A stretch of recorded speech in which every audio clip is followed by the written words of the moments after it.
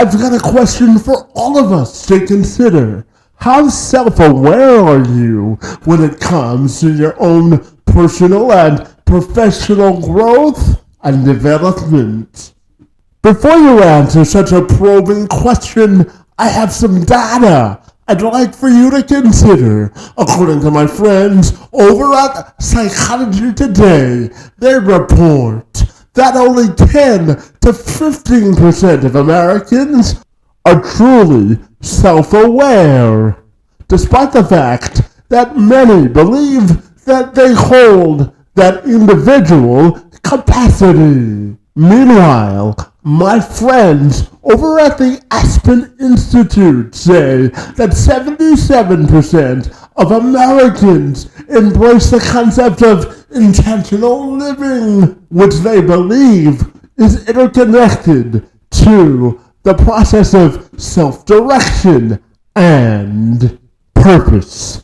Meanwhile, the Institute also reports that 64% of Americans engage in self-care, with 28% admitting that they do it very often in an attempt to elevate their level of self-mastery to an excellent level. My friends, this is all good news for my friend Alex Drainwis. He's relentlessly focused on helping others reach their own level of self-mastery through work, sacrifice, and discipline, because he believes if you can strengthen your cognitive ability by strengthening your mind, you also will strengthen your body and soul.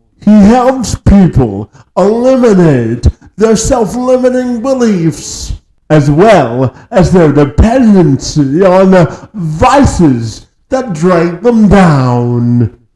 He's also spent close to 2 decades in the field of personal fitness, helping men get closer to God and becoming better leaders by mastering the importance of their physical and mental health, while also using baseball and the power of something as simple as a push-up to get himself on the right track. And Duenas joined me this week to tell me more about how men can use the power of their own personal convictions if they're disciplined enough to follow a schedule of great returns if they're willing to put in the work necessary to succeed. I'm Kevin McShann. Let's have this conversation.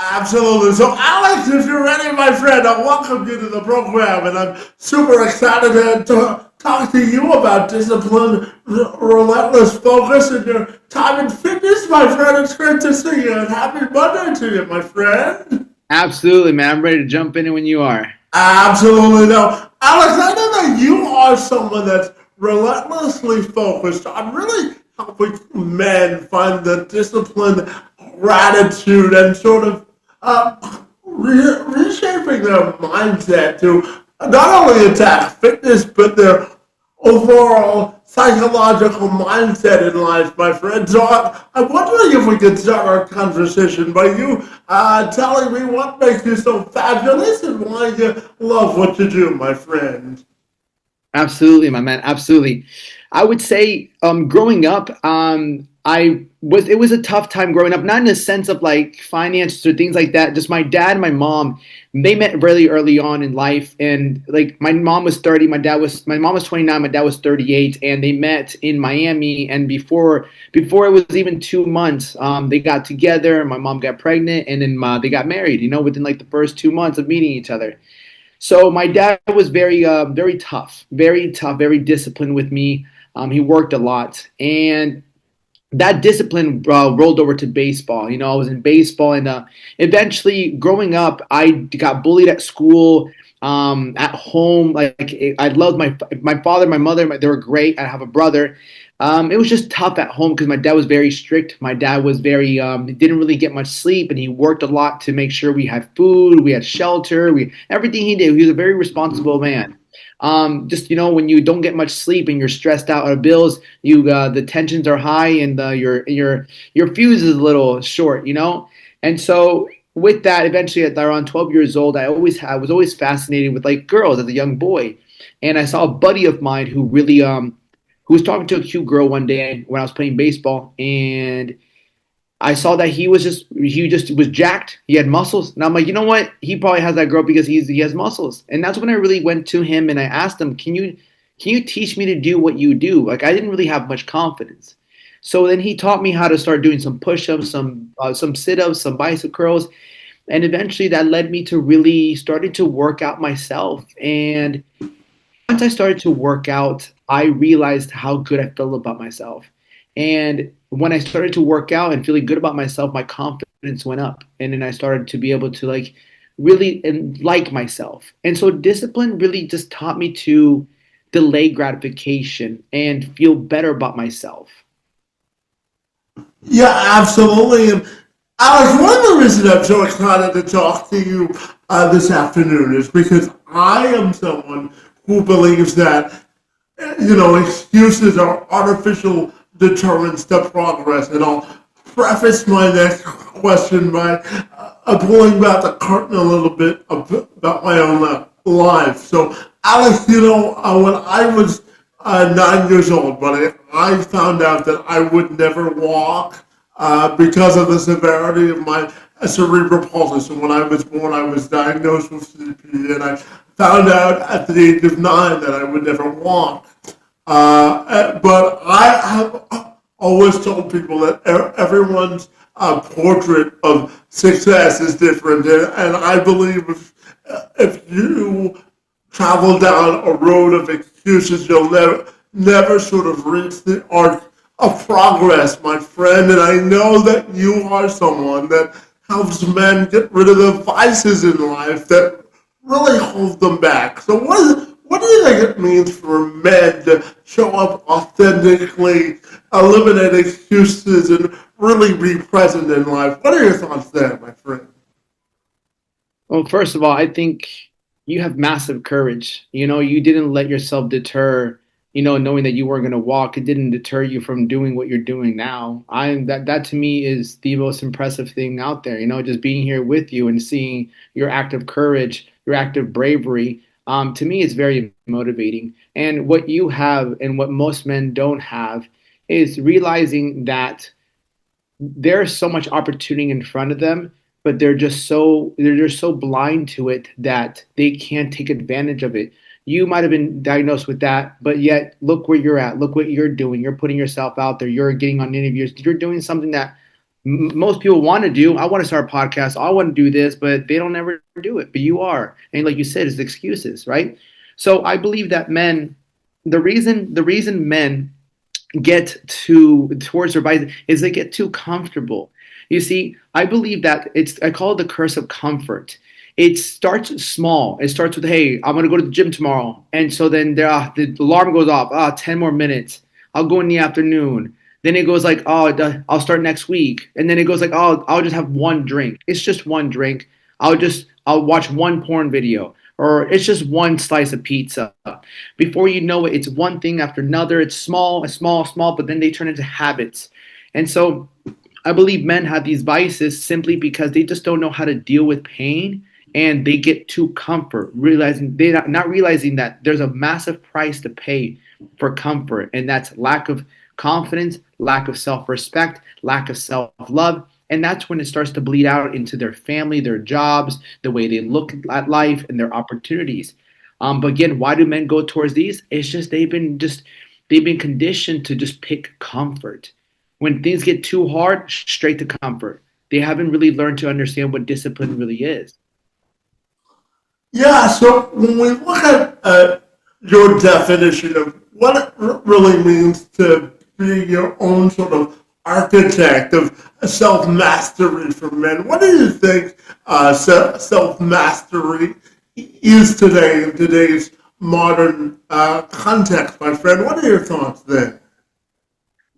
I believe self mastery in today's age is no different than it was back then. It's like the Stoics used to do. It's like we all have feelings. We all have feelings, and self mastery begins with what we ingest through your mouth, through your ears, and through your eyes. What you watch, who you listen to, and what you eat has a massive impact on how you're gonna act. And so self mastery begins with being honest with yourself and how you feel when you look in the mirror and you look like, okay, I should probably lose 20 pounds.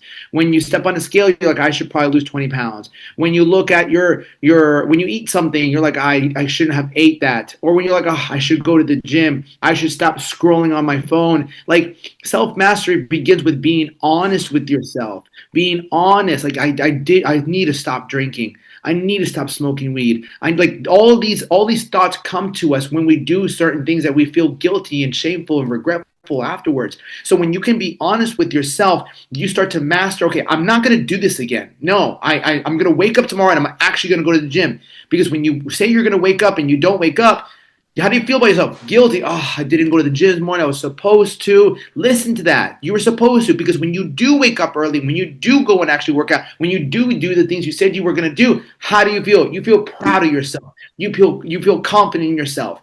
So self mastery begins with being honest and really taking it, doing what you said you were going to do. Yeah, absolutely. And, Alex, I'm curious to get your thoughts on this because, one of my favorite activities to do from a fitness perspective is lifting weights, right? And really valuing my fitness. In the disabled community, my friend, we say that movement is medicine. And I'm curious, when we talk about movement in terms of life or in fitness, whether we're moving to make our minds or bodies healthier. I'm curious to get your thoughts on the whole idea of movement being medicine, my friend. What are your thoughts there? Movement mean medicine. I think it's the natural form of high that we were given to. We will never feel regret after getting a good workout in. We'll never feel guilty after getting a workout in. We'll never feel shame after going in there, whether it's push-ups, burpees, a run, doing something to move our body.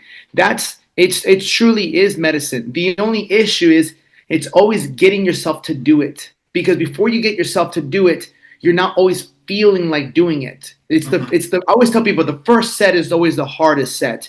Because once you get the first one going, everything else becomes easier. Because you mentally have to tell yourself, go put yourself through pain.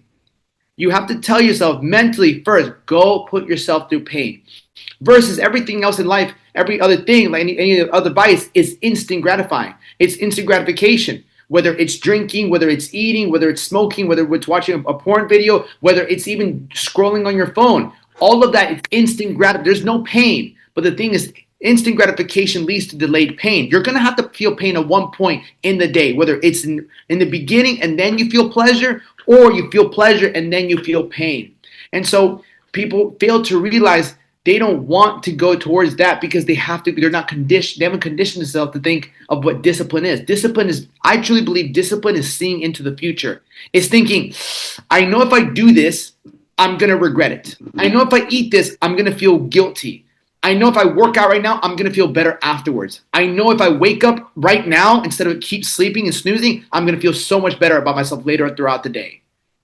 Yeah, and Alex, you openly admit that anger was one of your vices growing up, and I'm curious to ask you about, helping men really get in touch rather with their emotional intelligence. And I know that a baseball was an outlet and a refuge for you, but I'm also curious to ask you about helping men sort of get through their vulnerable parts in life. Because if you are cognizant of your emotional intelligence, it's a direct reflection on your physical health. Would you agree with that, my friend? Yeah, we're all emotional creatures. Like we all have emotions. How do we deal with these emotions? It's going to come down to being, I call it the mental witness. We all have emotions throughout our days. And when we get these emotions, whether it's anger, jealousy, whether it's doubt, fear, worry, stress. These are all emotions that are going to occur throughout our day. Every single day, we're going to be met with these emotions. Then temptation, all when we're met with these emotions, I say that if we're not doing things that raise our baseline level of discipline, if we're not doing things that help us be aware of, like, I'm mad right now, something happened, I hit a car, or somebody unmet expectations are met with a lot of anger. Something you expected to happen didn't happen. Now you're met with anger.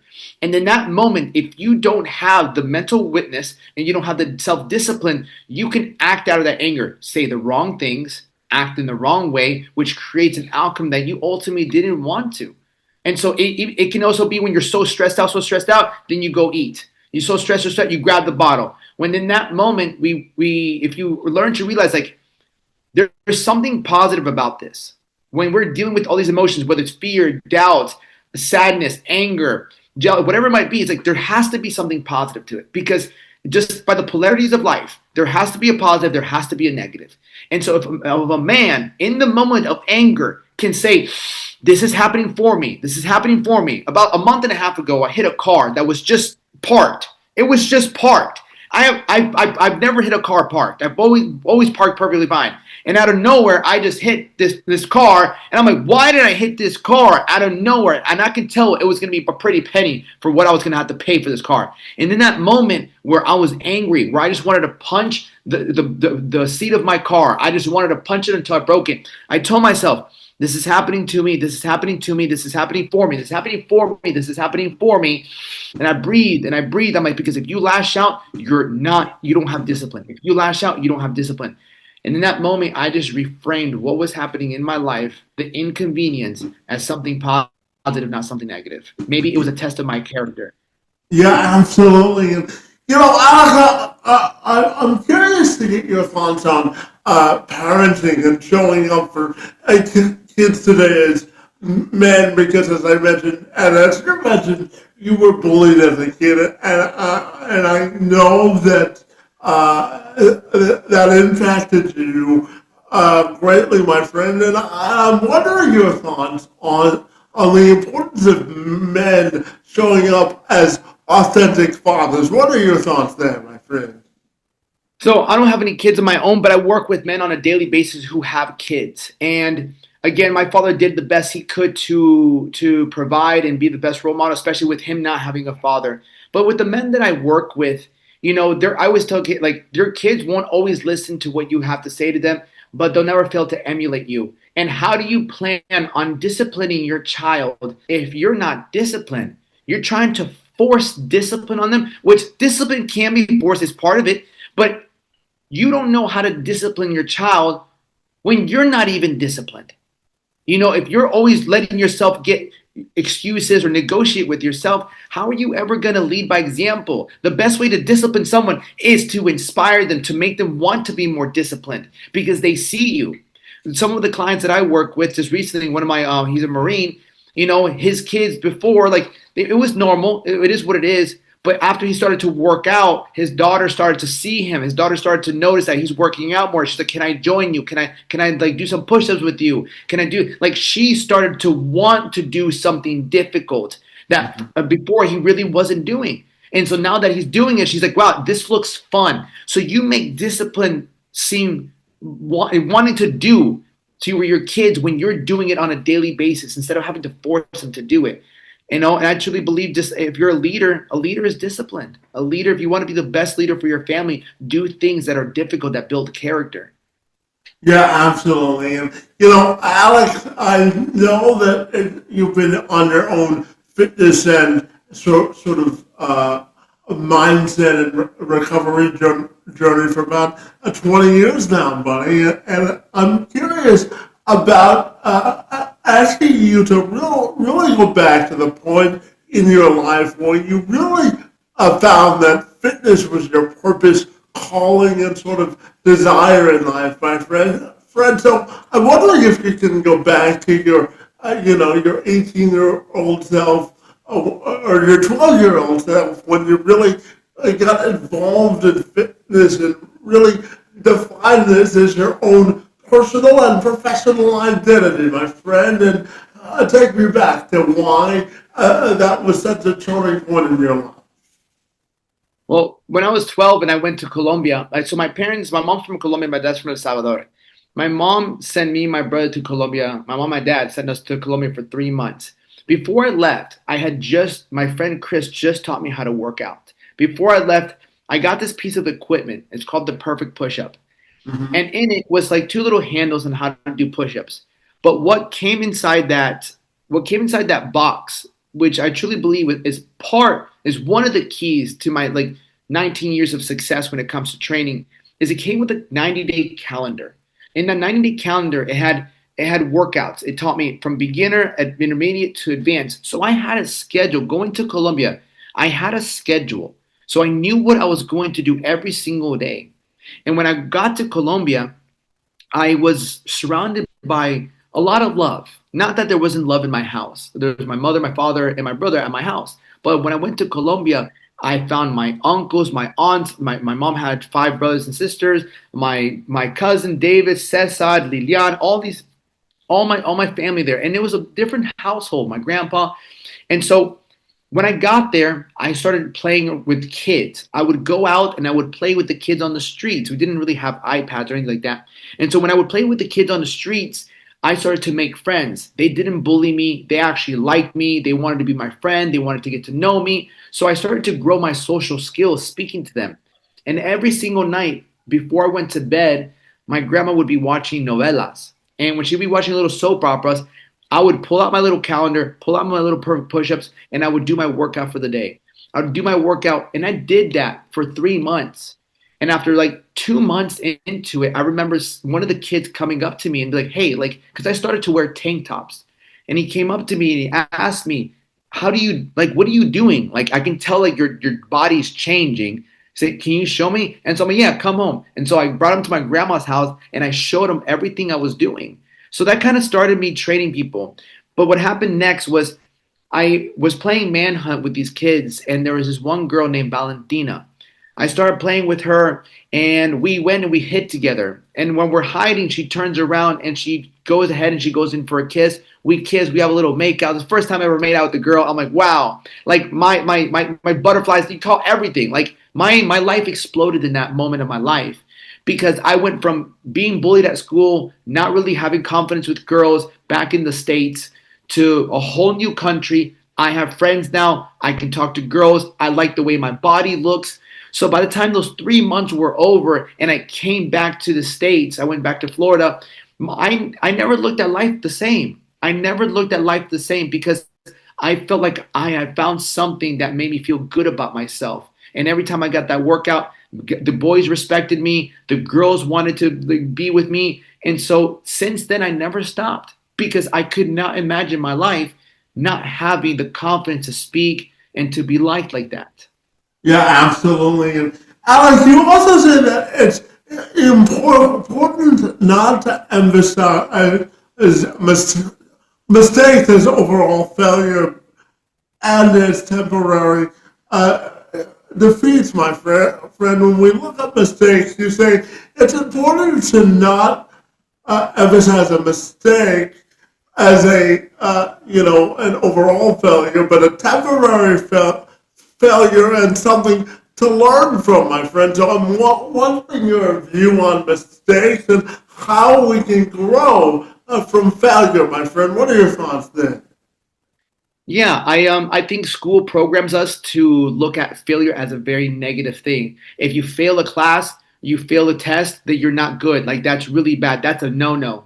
And so school really programs us not to fail. Like you're not supposed to fail. Failure is a bad thing. But in life, failures teach us more than successes do. Every time you don't close a deal, every time a relationship doesn't work, every time you get fired from a job or a job didn't work, or get all this is teaching you something about you having to get better.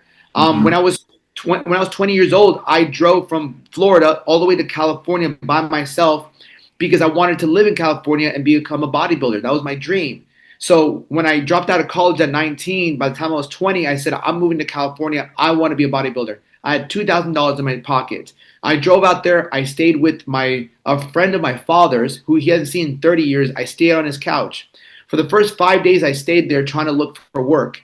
Eventually, one night, I'm working out at the gym at Gold's Gym Venice. I feel like I was living my dream. I'm in Gold's Gym Venice. I'm living in California. I'm sleeping on the couch, which is perfectly fine, and I'm looking for a job. And on the fifth night, I get a phone call from the guy because he lived in a little small house, and he tells me, "Hey, like, don't come home tonight. I have a girl coming over, and I don't want you to be here." And I took that as a positive. I'm like, that's perfectly fine. I can sleep in my car. There's not an issue.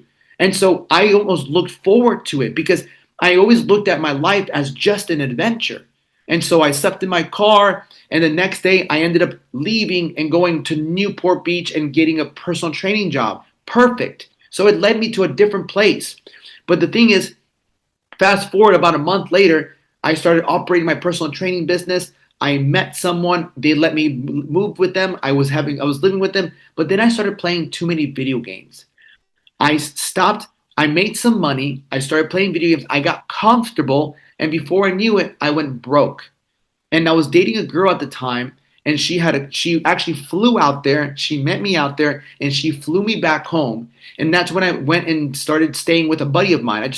I'm like, "Hey, can I move in with you?" He's like, "Sure." So I moved in with my friend. Now I have no place, I have no car because it's in California. I have no money, I have no job, I have no college degree. I'm 21 years old. I have no idea what to do with my life at this point. And the only thing that kept me moving forward was working out. Every morning I would borrow my friend's car, I'd go to the gym, work out, and I'd come back and I would feel good about myself still. So I failed. I was supposed to make it in California and I failed. But I come back and I realized that, okay, like I got too comfortable. If I would have kept growing my personal training business, if I would have kept passing out my cars, I would have had customers, clients, I could have got my own apartment, but I didn't. But that's okay. I learned from that. And so like there's a lot of failures that really just teach us you just have to get better. You got distracted. You weren't supposed to be doing what you're supposed to be doing. Yeah, absolutely. And Alex, what do you think it means for men to build authentically genuine and meaningful relationships, my friend? Well, yeah, you first have to be honest. You first have to be honest with yourself, and you have to have a level of respect for yourself. I truly believe you attract, right?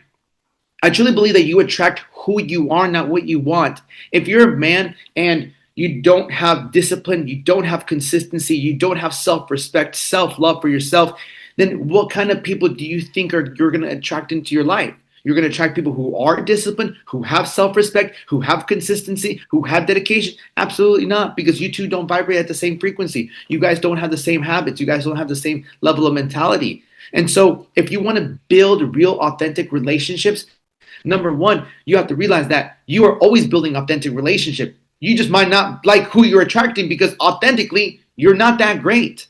Authentically, you're not that good. And so if you want better quality people in your life, you must be a better quality person because people of quality status who have more to give, why are they going to be with people who don't have that much more to give? And so to Mm-hmm. build that, you must build yourself up. Build yourself up mentally, spiritually, and physically to attract other people who are also on that level that you want to be on as well. Yeah, absolutely. And Alex, I'm curious to get your thoughts on this because, last year the National Institutes of Health reported that adult men who represented facing barriers to fitness and creating good fitness habits,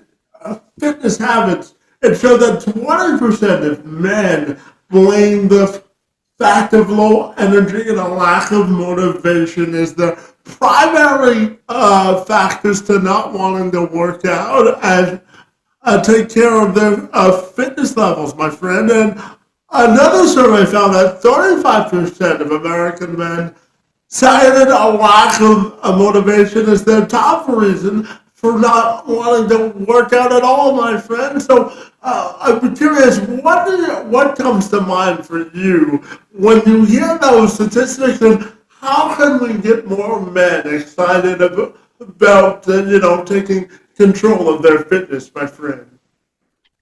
You know, I always say they lack energy. So they're saying statistically that they lack energy and they lack motivation. Well, here's the thing: lack of energy comes from having energy leaks. I guarantee if we look at those men, right, they're not eating properly. They're probably drinking, they're either smoking, they're overeating, they're watching pornography, they're on their phones, they're just messing with the wrong women. Most of the time, these men lack energy because they have energy leaks. Everything is either giving you energy or draining your energy. When you have a good night rest of sleep, you gain energy. When you stay up all night scrolling your phone or watching pornography, you're gonna drain your energy. When you go out and drink, you're gonna drain your energy the next day. When you go and do drugs, you're gonna drain your energy. When you sit down and you eat a bunch of shitty food and you just watch some TV or you're on your phone, you're gonna drain your energy. So a lack of energy comes from the fact that they're doing things that are draining their energy. Things that cause you to feel guilty afterwards, things that cause you to feel regret afterwards or shame will drain your energy. That's number one. Number two, motivation. I like to impose this to men. Motivation is a feeling. Why do you care how you feel about doing something that's going to make you a better role model for the people you love? Why do you have to think about feeling a certain way to be a great leader? Because the truth of the matter is, how many times do they wake up tired, hungover, and not energized and lacking motivation, but they still go to work? They still go to work. And maybe they go to work, they don't even like the work they do. They still go to work. Why is it? Because even though they're tired, not motivated, they might hate their job, they might be hungover, they still show up because they get a paycheck. See, the thing with fitness is the reason they won't show up is because if they show up, they might not get the result they want. So the big reason they're not motivated to go work out is simply because they're not getting what they want from what they're putting in. See, with their jobs, they can put in 8 hours, 10 hours, hungover, tired, hating it, doesn't matter. They're still going to get a result that they want. The gym doesn't work that way. If you show up, you half-ass it, you don't know what you're doing, you're not going to all of a sudden lose body fat and look like Superman. You actually have to do your due diligence. You actually have to have a level of comprehension to get the result you want. Now, what I would tell them is you first have to figure out how to get results.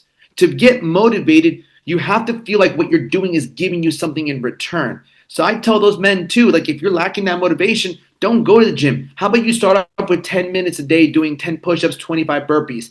Do that. It might not seem like a lot, but then they tell me, well, that's not that much. I'm like, you're not even doing anything now. You didn't even work out all last week. 10 minutes today is way more than you did last week. So don't talk to me that that's not much. That's 10 times more than what you've been doing.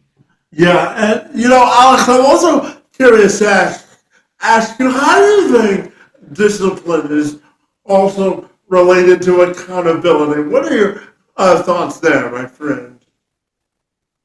Well, for example, for me, like my who keeps me accountable is my TikTok viewers, my Instagram viewers, and my YouTube viewers. I go live on TikTok every day and on YouTube now, and I show up. I know I have to show up. I know I have to get on camera and show my face. Like my business is based on me and how I show up. So knowing me, I'm like, if the more disciplined I am, the better example I can set for these people, the better example I can lead these men. And so my business is all based around being the man that men want to be. And I'm not talking like, and when I talk about be, it's like more disciplined. That's what I tell people. Like I tell people I'm tough, but I'm not tough in the way where people think is tough. Not about beating people up. I'm tough because I wake up early. I'm tough because I am sober. I'm tough because I don't watch porn. I'm tough because I eat a certain way. I'm tough because I read scripture. I do things that anybody can do, but they decide not to do it because they don't have the discipline. So discipline to me it isn't about me. It's the fact that I have to show up and I have to represent what a real man is. Absolutely. And, Alex, I'm also curious to get your thoughts on developing trust after you lose it in relationships, because I know that you help men also from a psychological mindset sort of show up in relationships. So I'm curious, what do you think is the first key to rebuilding trust from men after they lose it? What are your thoughts there? I'm gonna be honest, brother. I'm not quite sure on that because once trust is broken, it depends on how the trust was broken, right? If Mm-hmm. if a man cheats, I've cheated on women in the past. I'm not very proud of it, but it's just my past. And so when you break a woman's trust, it's just hard. It's very hard because it just shows your character. And so when you break trust, I don't know what kind of trust. Is it a lie? Is it you actually cheating on them? Like relationships are tough because in the past, in my past, I've only pursued relationships based on lust, never love. And so what I've learned is that because of my I had an addiction to pornography and sex for like 15 years, and so because of that I always pursued lust. I used my body to attract women, and I used my charisma to pretty much sleep with them, and I would always watch porn. And when you're always after sex, then you're always chasing lust and you're not chasing love. And lust is asking, how can I get what I want from this woman? Love is, what can I give this woman, whether I get something back or not. That's what true love is. It's unconditional. So Mm-hmm. I would say this building trust is, don't break it. That's a straightforward answer to a very straightforward question, my friend. And, Alex, I've got two questions left for you. The first of these two questions is a two-part question, my friend. I Go wonder for it. your thoughts on I believe that having hope without a strategy is not really having a mission in life to have, hold yourself accountable to, my friend. So I'm curious about your thoughts on hope without a strategy, and whether you think that that's something that is sort of relatable to people, and the importance of having strategy. And then conversely, my friend, what do you think is the importance of celebrating achievements in life? What are your thoughts there, my friend? Hope without hope without a plan is basically a dream. You're and when people have hope, I don't think there's anything wrong with hope. What I think people go wrong is that they pray for strength, but they do everything that makes them weaker. It's like you're praying, I need strength, but then again, you're not waking up early. You're praying for strength, but you're not working out. You're praying for strength, but you're still going for the alcohol when things get tough. You're praying for strength, but you're still go watching the pornography. You're praying for strength, but you're still doom scrolling. So hope is great, but I believe people hope that God is going to magically do something for them. But there's certain things in life that God can only do through and with you, not for you. And so hope is great if you have a plan. And the truth of the matter is, most people don't have a plan because most people don't want to accept the fact that they have to do things that are difficult. And the reason they don't want to do things that are difficult because they just don't have a better definition for pain. Pain is nothing but growth. Comfort feels good, but it costs you the life that you ultimately consistently think of and the life that you constantly wish you had. And so, to this answer the second one, what was the second question again? Yeah, I'm just. The second part of the question was the importance of celebrating achievements in life, and the importance you place behind that, my friend. It's so interesting you say that because I don't really celebrate achievements, but what I do is I am constantly giving gratitude. I'm constantly grateful. So instead of me saying I did this, good job, it's like I wake up every day at 3 o'clock in the morning. I work out. That's great and all. That's good. I'm like, I stacked wins. I call it stacking wins. Like, yes, I've stacked these wins. I've done these things.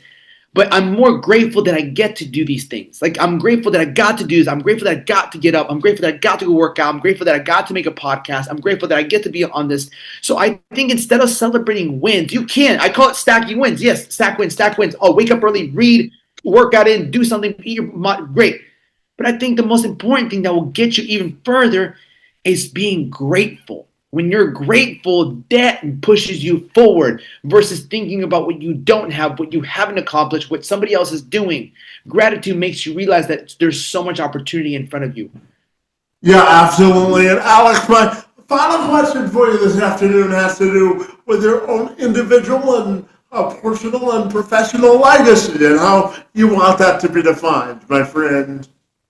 Would you say my legacy? Yeah, how do you want your legacy to be defined, both personally and professionally, my friend?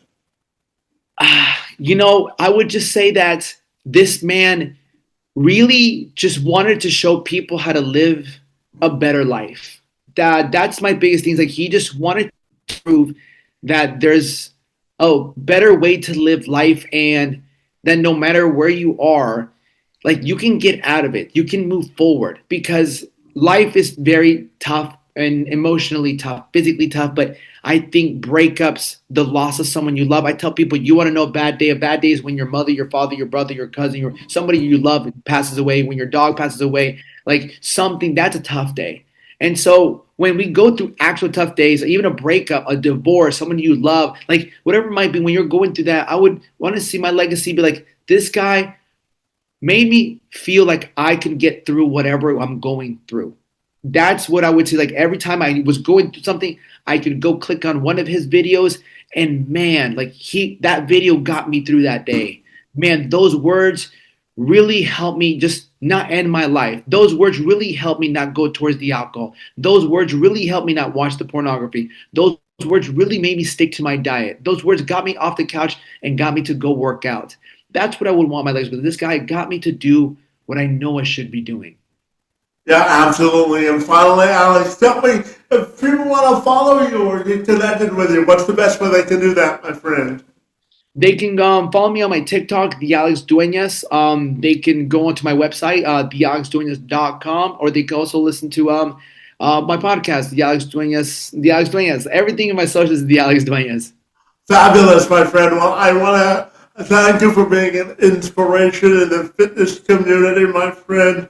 Really helping men get in touch with their elite mental health levels and helping them live a better life, my friend. Your work in the space and time on my behalf is most appreciated, and I want to thank you for engaging in conversation with me this afternoon. It's most appreciated, my friend. Thank you for having me, man. You're an inspiration, brother. You really are.